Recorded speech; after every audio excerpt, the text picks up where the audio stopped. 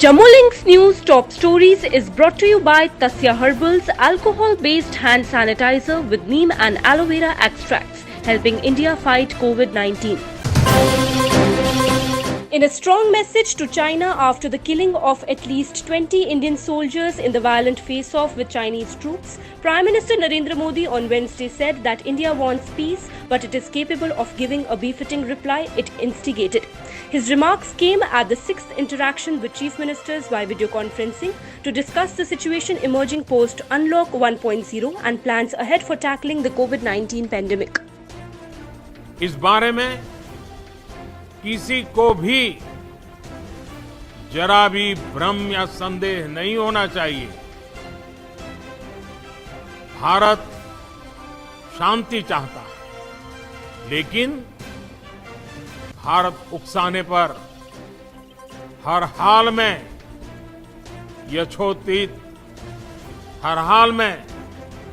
यथोचित जवाब देने में सक्षम है।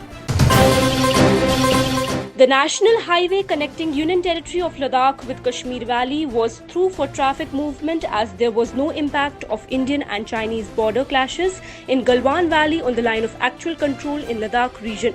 A traffic police spokesperson said that there are no restrictions on the movement of traffic on the Srinagar-Leh National Highway. However, only COVID-19 protocol for inter-UT movement is essentially required to be adopted.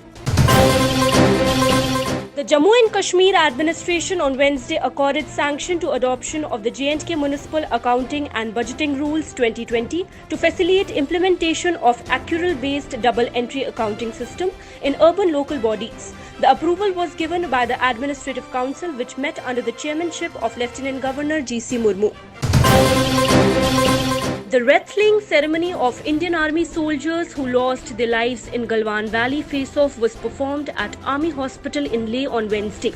The violent face-off happened on late evening and night of June 15th in Ladakh's Galwan Valley as a result of an attempt by the Chinese troops to unilaterally change the status quo during de-escalating in eastern Ladakh, and the situation could have been avoided if the agreement at the higher level been scrupulously followed by the Chinese side. Prime Minister Narendra Modi will hold an all-party meeting on Friday to discuss the situation on the country's border with China after 20 Indian soldiers were killed in a face-off with Chinese troops along the undefined line of actual control in eastern Ladakh. Accusing Prime Minister Narendra Modi of hiding and being silent, Congress leader Rahul Gandhi on Wednesday urged him to come forward and reveal the ground reality of the incidents which took place in Galwan Valley area of Ladakh, in which at least 20 Indian Army personnel, including an officer, lost their lives. Rahul Gandhi also put out a short video on the issue, urging Prime Minister to come forward and assuring him that the whole country stood with him. पहले हिंदुस्तान के 20 सैनिक शहीद हुए, उनको उनके परिवारों से छीना गया। चाइना ने हिंदुस्तान की जमीन छीनी है, हमारी जमीन हड़पी है। प्रधानमंत्री जी, आप चुप क्यों हैं? आप कहां छुप गए हैं? आप बाहर आइए। पूरा देश, हम सब आपके साथ खड़े हैं। एक साथ खड़ा हुआ है आपके साथ देश। बाहर आइए, देश को सच्चाई बताइए। India registered the highest ever spike of 2003 COVID-19 fatalities, pushing the death toll to 11,903 on Wednesday, after Maharashtra and Delhi added earlier deaths that were not attributed to the disease. The country's COVID-19 caseload rose to 3,54,065, with 10,974 new infections being reported in the last 24 hours. Anti-China protests were held at multiple locations in Jammu region on Wednesday over the killing of 20 Indian soldiers in Ladakh's Galwan Valley, with agitators demanding revenge, boycott of Chinese products, and severing trade ties. They torched China's flag, effigy, and Chinese products amid high-pitched sloganeering calling for the strong response to the action of the China's People's Liberation Army. However, the protesters dispersed off peacefully. National Conference General Secretary Ali Mohammad Sagar was on Wednesday released from a sub-jail after 10 months, officials said, a day after the Jammu and Kashmir High Court quashed his detention under the Public Safety Act.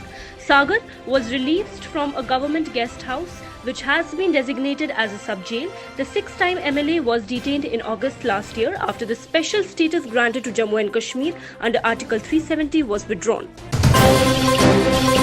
The Jammu and Kashmir administration on Wednesday approved the proposal of the Agriculture Production Department to change its nomenclature to Agriculture Production and Farmer Welfare Department with a greater focus on farmers' welfare. The decision to change the nomenclature is in line with the centre's renaming Agriculture Ministry as Ministry of Agriculture, Cooperation and Farmers' Welfare and many states following the suit. The Chief Secretary BVR Subramaniam on Wednesday chaired a meeting of State Food Security Mission Executive Committee to review the achievements under National Food Security Mission with special focus on the progress made in the field of oilseeds and tree-borne oilseeds. Highlighting importance of the mission in doubling of farmers' income, the Chief Secretary emphasized on increasing the production of food grains and oils through area expansion and productivity enhancement in a sustainable manner. The Indian Army on Wednesday released the names of the 20 military personnel, including an officer, who led out their lives in the violent face-off with China in Galwan Valley, Ladakh. The Army confirmed that 20 personnel, including a colonel rank officer, led out their lives in the face-off. The figure includes 17 who were critically injured at the standoff location and were exposed to sub-zero temperatures in the high-altitude terrain. Indian intercepts revealed that the Chinese side suffered 43 casualties, including dead and seriously injured in the violent face-off.